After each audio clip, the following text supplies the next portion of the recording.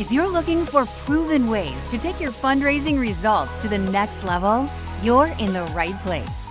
Welcome to the Intentional Fundraiser podcast, hosted by Tammy Zonker. Tammy has trained and led thousands of nonprofit organizations to collectively raise more than $500 million and is also recognized as one of America's top 20 fundraising experts. This is the podcast where Tammy equips and empowers amazing fundraising pros like you to transform your fundraising so you can transform the world. And now, let's hear from Tammy. We'll start the show in just a moment after a word from our sponsor.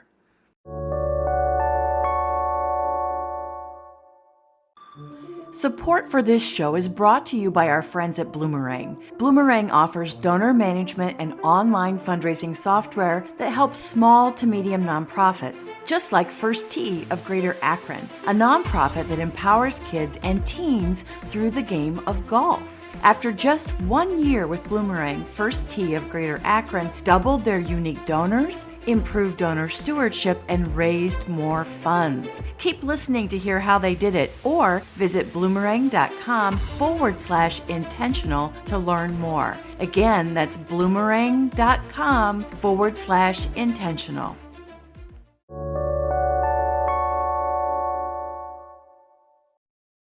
Today, I'm excited to talk with Regina Alhassan.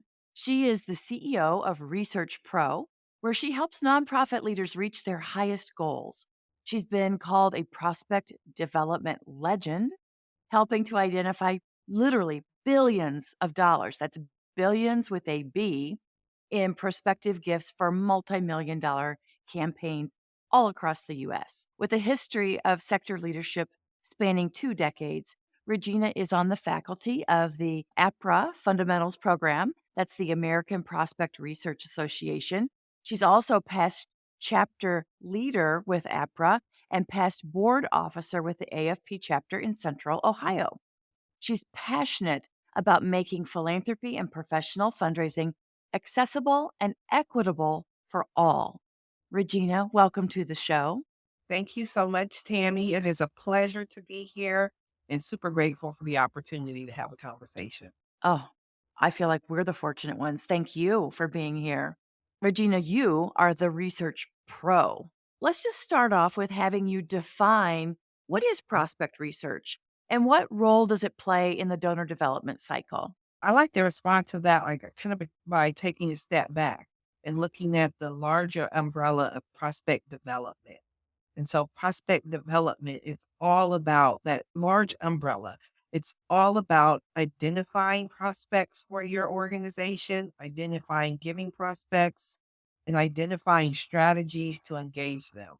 And then the other piece of that is utilizing the systems to manage that relationship. So that's prospect development as a whole.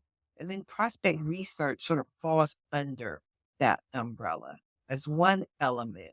So as I'm developing a relationship with an individual prospect, whether or not it's a person, a corporation, or a foundation, et cetera, no matter what the funding entity is, as I'm developing that relationship, certainly there may be an opportunity where I want to know more about that person or that funder. So then I'm doing prospect research and I'm finding out more about an individual or a group of individual funding entities. That's such an important distinction. You know, I think about nonprofit organizations who say, we really dream of the day when we can have a prospect researcher. But in truth, there is a bigger picture, right? There's prospect development. So thank you for that distinction. So what are the tools that nonprofits need in their prospect development operation to really move the needle? The number one tool is, I always say, is your development officer. Like that's your number one resource. But when it comes to tools, your CRM is incredibly important. So your donor database, where is all of your data living? Because that really is the history of your relationship and the engagement and the way that that person has interacted and advocated for you in some way. So that database is incredibly important. That's the number one tool And then all the things that kind of go into that. You need a solid data structure. You need clear like prospect management, clear prospect definitions, etc. And then great contact reports are always important. Oh, yes. I mean, that really is a discipline to make certain that every note goes into the donor management system. Yeah, and it can be a challenge. And so there are opportunities where maybe it's not every single note, but if you're all using automation and technology nowadays, things are feeding information into each other.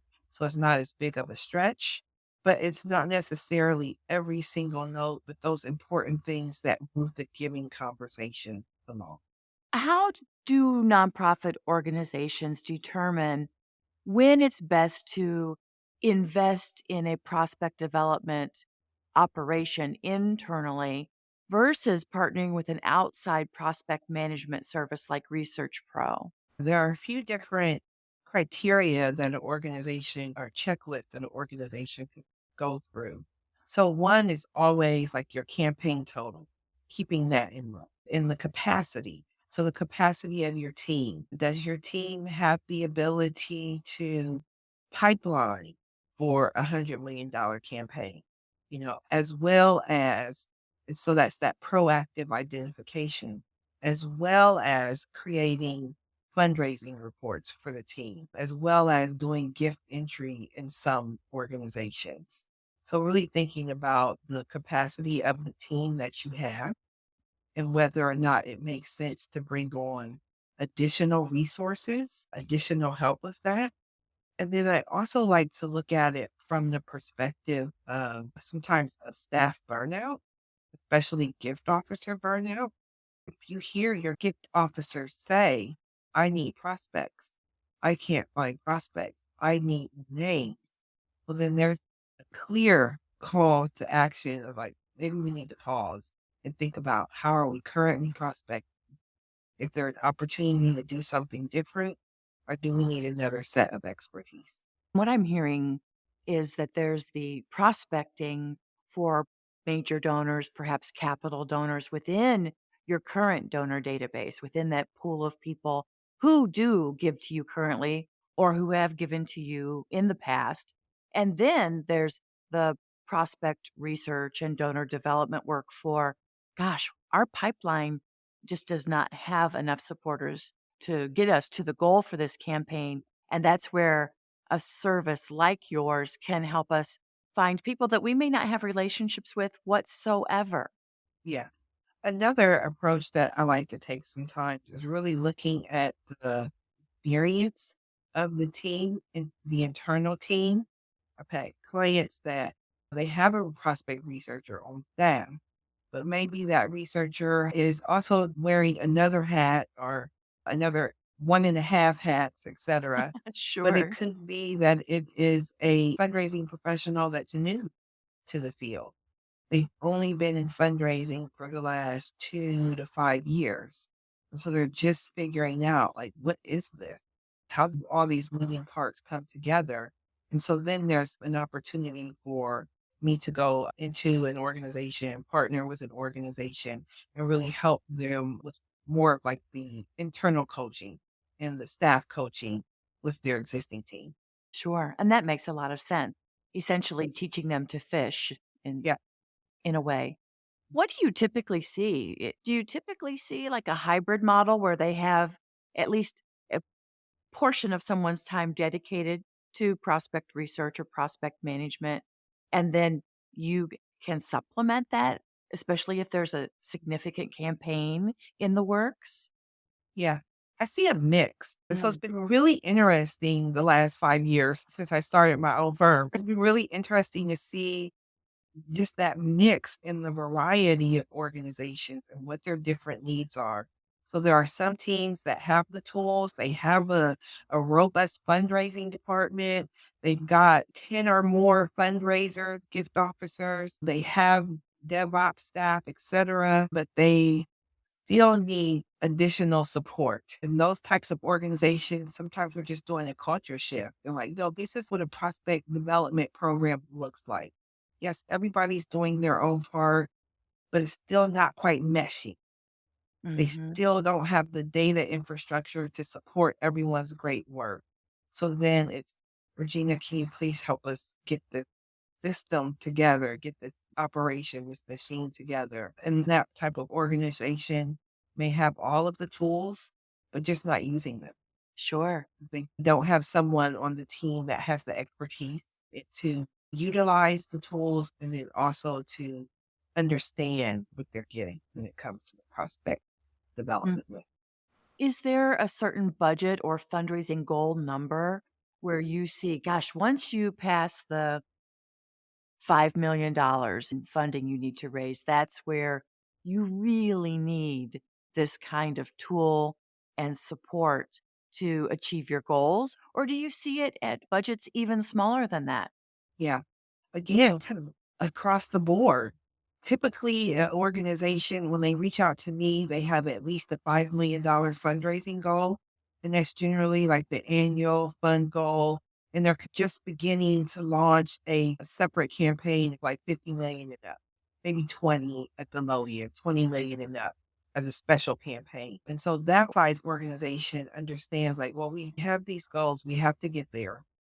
And then there's usually enough budget to make that investment. But to be honest, I strongly believe, because I'm passionate about the science and the data science fundraising, that the smaller shops that have the smaller budgets really are the ones that need it the most. And so just finding ways to make it accessible for those types of organizations that simply just don't have the budget.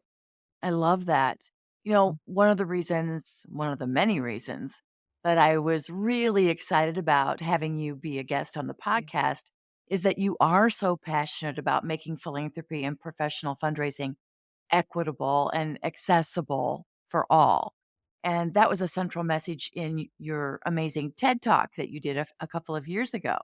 There is a myth in the sector that people of color aren't philanthropic. Would you please set the record straight? Wait, no, absolutely. So you referenced the TEDx talk, Black People, Money, Philanthropy. And so really digging into that whole notion of, and not for the TED talk, the focus was specifically on Black Americans, but also understanding that and having follow-up conversations and just doing more research, et cetera, that these statistics are not necessarily unique to Black Americans and Black donors. Every group, every ethnic group is giving. And so some of the facts that I share are very specific to Black donors, but some of those facts are, that 2/3 of Black households in the United States are donors. They're participating in philanthropy. 30% of Black donors, Black households that are giving, give because of family tradition. So there's this huge sense of we're going to give no matter what. It's built into us. We're Yeah. giving twice as likely to believe that their gift makes a difference. 41% of Black American donors report plans to increase their giving. They're 4 times as likely to use social media to raise funds. In the 2022 Facebook fundraising total among Black Americans was $6 billion. $6 billion. $6 billion. Wow. Facebook fundraising, Amazing. the space that many organizations are afraid to enter and are Mhm. still decide, do they want to get into that space? $6 billion from one ethnic group in 1 year. Incredible.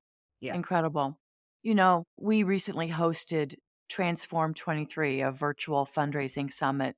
We had over 1,100 registered guests. It was amazing.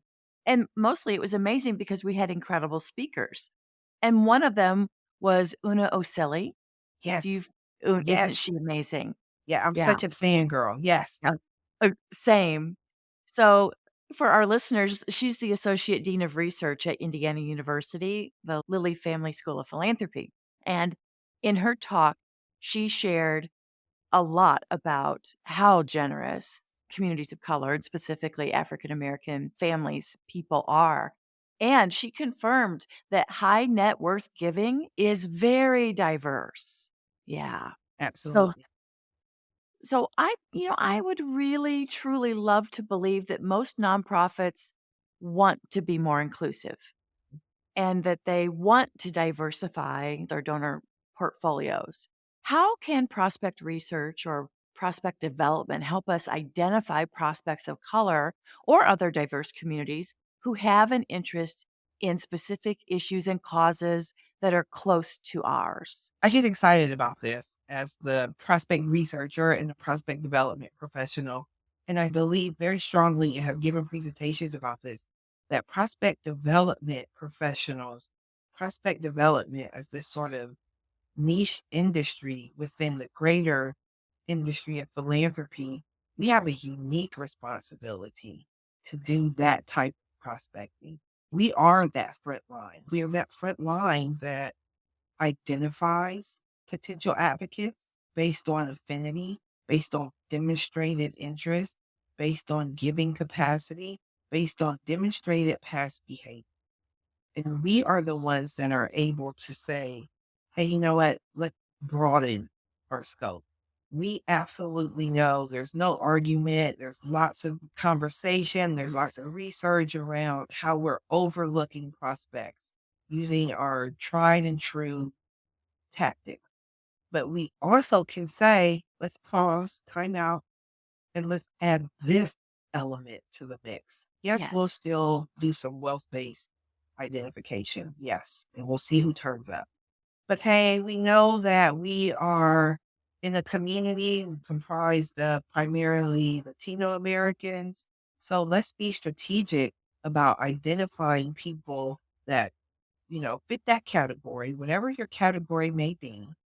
Let's be strategic about going to find the people that then meet all these other criteria with the full expectation. And maybe this is the culture shift, with the full expectation that those people do exist in these different communities, rather than approaching it from, we probably won't find anyone. I'm not sure if these unicorns even exist.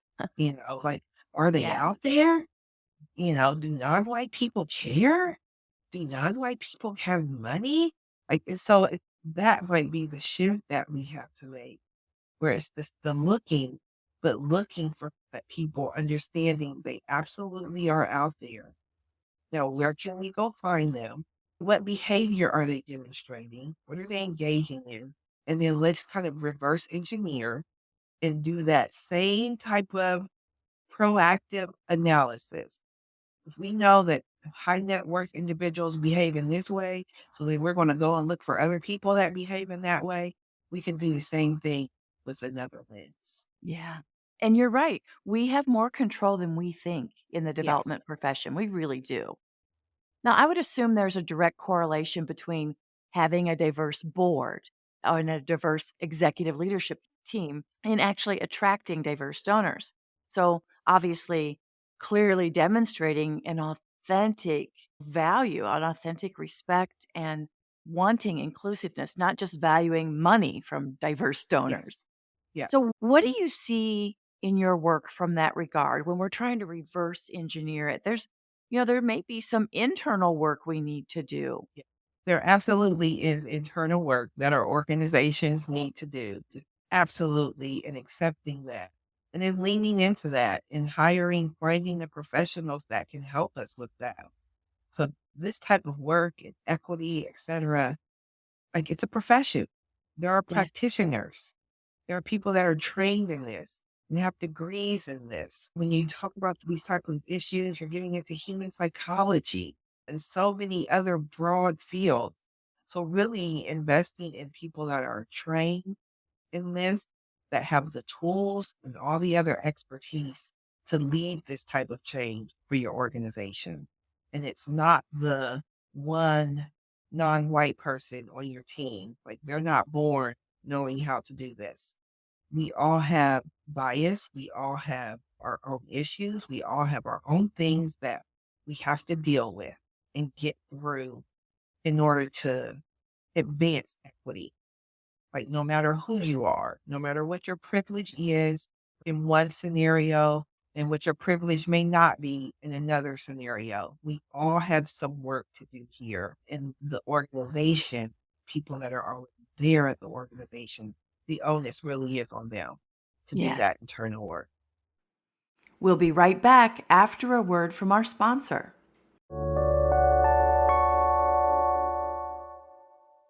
First Tee of Greater Akron needed to switch from an outdated donor management system to something more user-friendly. With Bloomerang, they found that and more. Here's Executive Director Josh Smith sharing what he likes about Bloomerang. We love Bloomerang because it's very user-friendly. We're able to do more because our daily tasks of thanking donors and sending thank you notes have been cut more than half because of Bloomerang. Year over year, we have raised more funds, so obviously I think Bloomerang's been a huge part of that. By investing in a donor management system that they actually love using, First Tee of Greater Akron was able to raise more funds and continue creating lasting change in their community. To listen to the full interview with First Tee of Greater Akron, visit bloomerang.com/intentional or click the link in the show notes.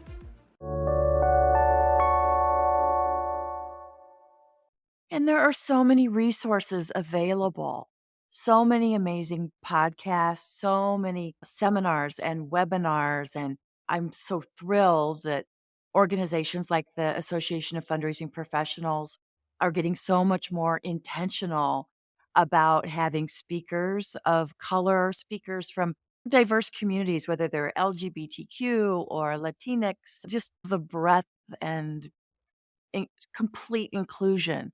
And so there are so many resources at our disposal. And I agree with you wholeheartedly. It is our accountability to step into that space and to really lead in that space. Yeah. And to acknowledge, like, here I am, a white woman, right, with privilege, to say, I have so much to learn. Like, Regina, please teach me. Yeah. You know? Yes. And we've had some other amazing guests on the podcast as well. Of course, Birgit Burton, the Mm-hmm. global Mm-hmm. board chair of AFP, Shantara McBride, who wrote the book Courageous Discomfort. Just so many books and so many resources. And this is the thing. I've always felt, I've had the experience when I've worked in the sector, not just consulting, but as a practitioner, that so many times it is philanthropy or advancement or development is kind of like the tail wagging the dog. Yeah. Right? We kind of Yeah. push like we need a bigger vision. We need a more compelling vision to get support. And this is another one of those examples. Absolutely. Yeah. Because in many ways, we are that front line to the community. And Yes. so it makes total sense. And you're absolutely right. And I am always very readily to admit, like, I'm Black, I'm a Black woman, and that's what I'm comfortable. Like, I can talk about that. That's my experience. I can't speak about another person's experience or, another group's experience. And I don't try to. And that's just my personal choice and what I have leaned into over the years in this profession. I recognize that many ethnic groups have a shared experience and a lot of commonalities, but I'm also very careful about, like, I know about myself, I know about Yes. my experience. I'm not always fully informed about another group. And so I also have a lot of learning to do. We all do. We all do.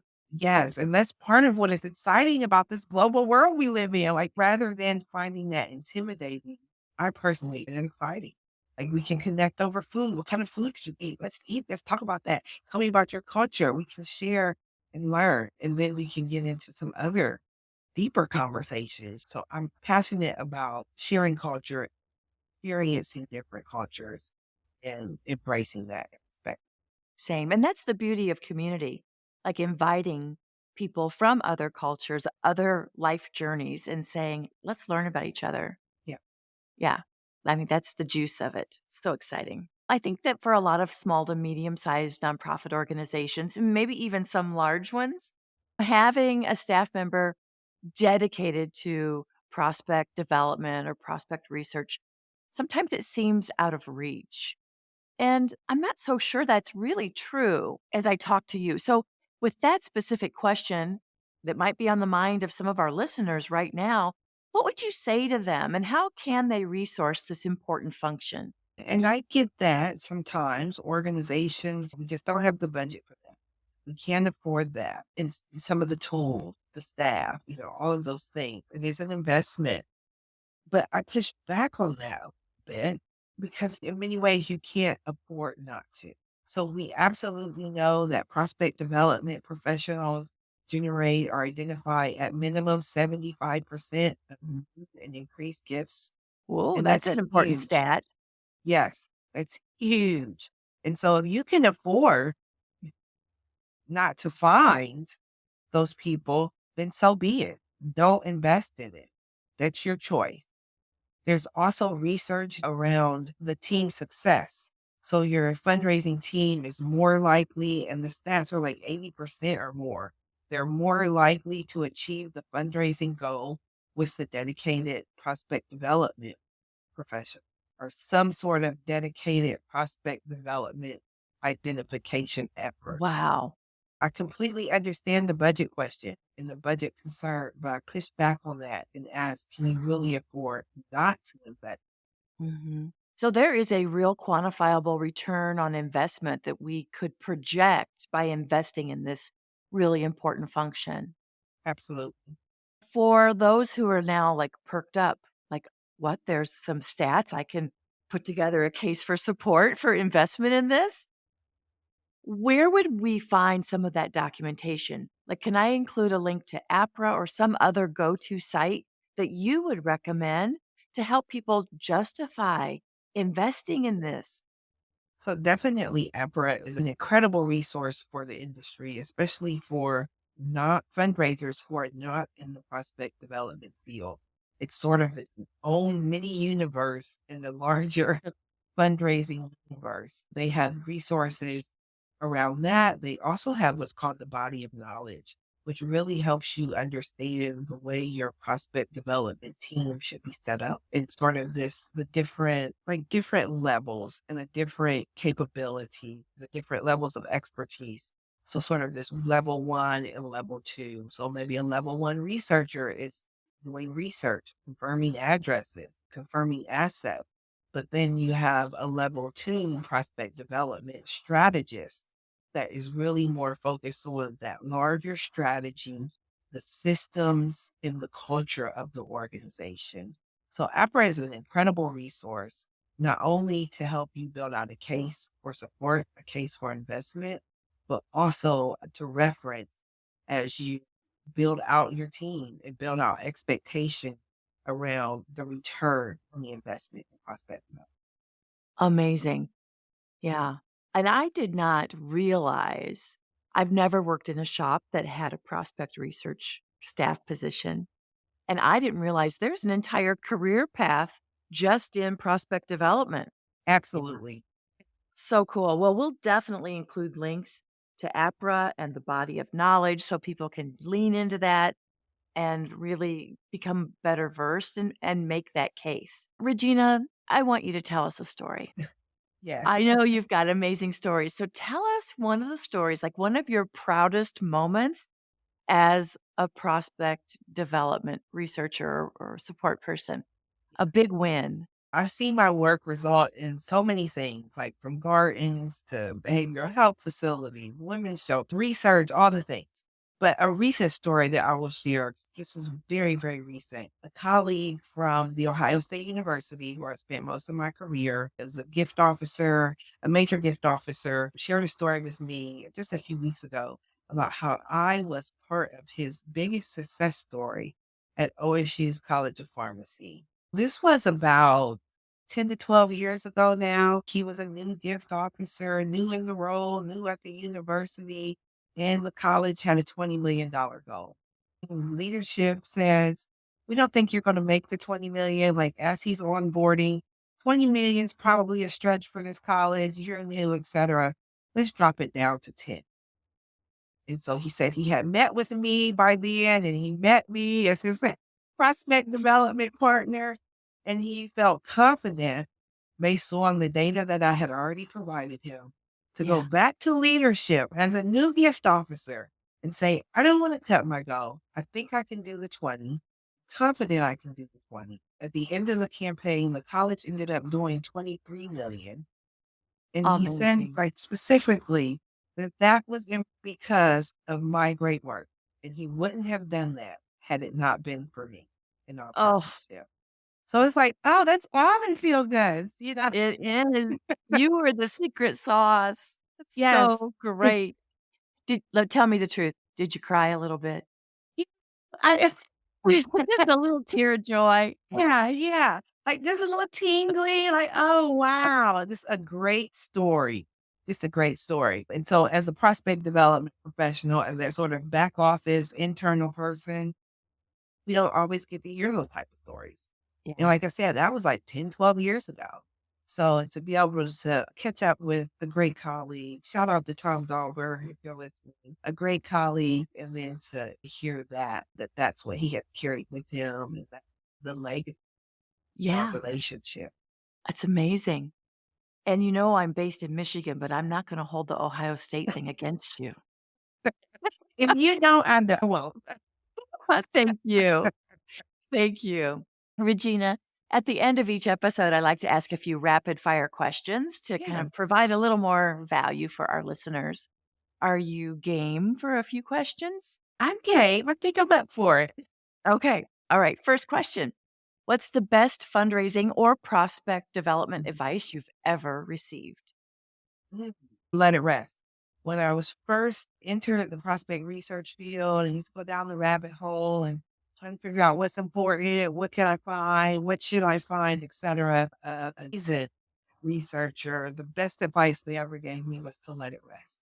When you get frustrated and you can't find the asset that you're looking for, can't find the contact information that you're looking for, just say no and come back to it the next day. And it Yeah. never fails. Whatever I was looking for and frustrated couldn't find, the next day it's always right there. So Great that's advice. Let yeah, it so that's rest. one for the researchers. Yes. All right, everyone, get a Post-it note and a Sharpie out right now. Let it rest and put it Yeah. up where you can see it. So good.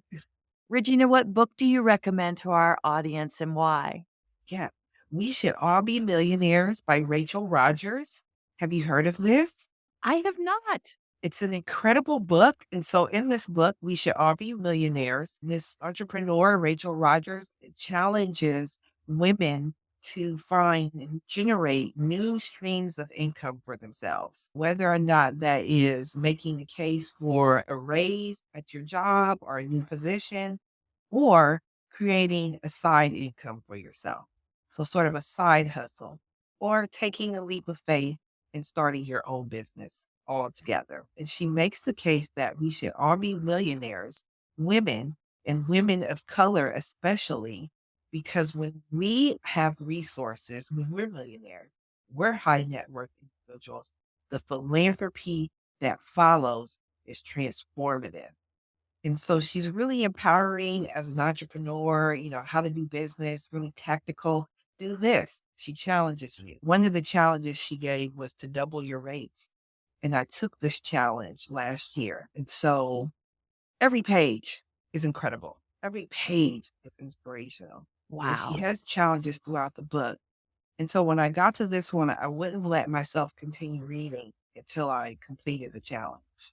And so the idea of doubling your rates and leaning into our fear as women of color, as women business owners, and that whole thing around our value, questioning our value, just lean into it, double your rates.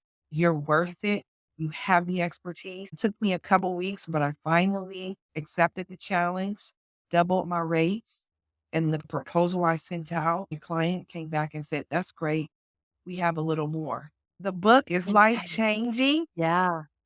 As So soon as we're that's, done talking, I'll be ordering it online. yes. And for my clients who might be listening, please don't be scared. Don't be frightened.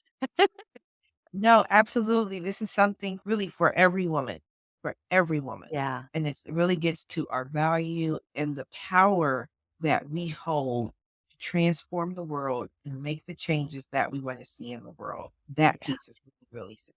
And when you said that the first time, like when women do well, when women acquire wealth, the philanthropy that flows is transformative. That, Regina, gave me goosebumps. Yeah. Yeah, Yeah. so powerful. What do you think are the three most important traits a successful fundraiser or prospect developer must possess?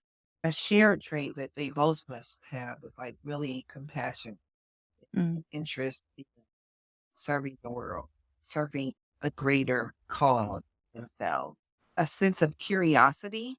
Why do they give? Why do they do that? What else can I do? That analysis, I think, is driven by an innate curiosity. It's also really important. I love that. What's your favorite prospect research or prospect development application or tool? iWay is my go-to. We just did a presentation together today, and I'm an iWay consulting partner. I'm shameless about it. And people often ask, which one should I use? iWay or Donor Surge or something else? And I compare them like Apple to Android. I have a personal preference, and iWay is my personal preference. Both are powerful tools. There are other tools out there, but iWay really is my go-to. I'm really curious right now what AI can do for prospect development, and that's a brand new space. I'm just wondering what the possibilities are. I think the Yeah. possibilities are endless, but really curious about trying that out. We'll have to have another conversation in 6 months Yeah. because that AI is emerging very rapidly. Yes. Yeah, in fundraising. Of course, it's been in our lives for quite some time, right? Talk to Siri or Alexa, you're using AI. What's your favorite fundraising or conference or nonprofit conference? And Yeah. I have two. One is your two. One is very small, which is the Ohio Prospect Research Network Conference. And Ohio, that group, OPRN, is the Ohio chapter of APRA. And I've just been a longtime member, served on the board, was president, et cetera. And I just love OPRN. I love the spring conference. It's small, and that small size allows us to really dig into the content that is meaningful to the membership. So that's the small one. But a really big one is the Nonprofit Storytelling Conference. And I just had a great time there. It was fun. It was the first time that I felt like I was at a conference and I had fun the whole time, even yeah, as I was learning so much. It was just fun. yeah. And this year, 2023, I think we're back in San Diego. Oh, I didn't know that. I think so. I think that if I'm not, Okay.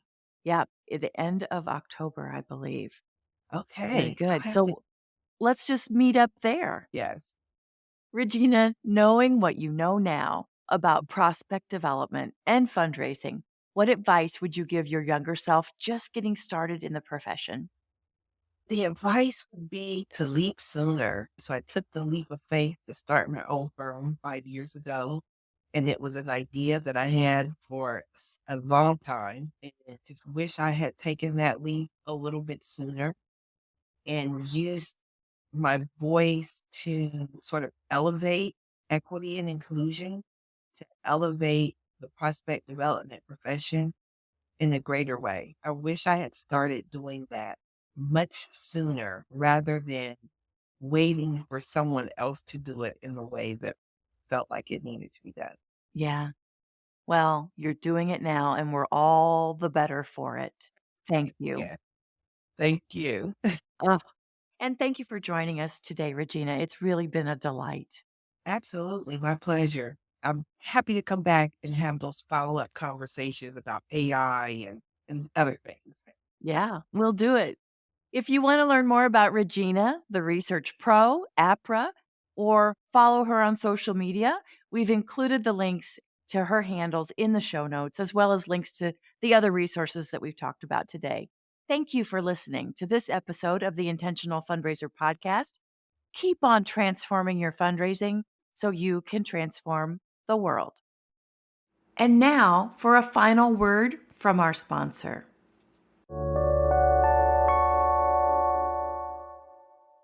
Thank you to our friends at Bloomerang for supporting this episode. If you'd like to learn more about how Bloomerang can help your nonprofit acquire, retain, and engage donors, or learn how First Tee of Greater Akron doubled their unique donors, improved donor stewardship, and raised more funds in the first year with Bloomerang, head over to bloomerang.com/intentional or click the link in the show notes.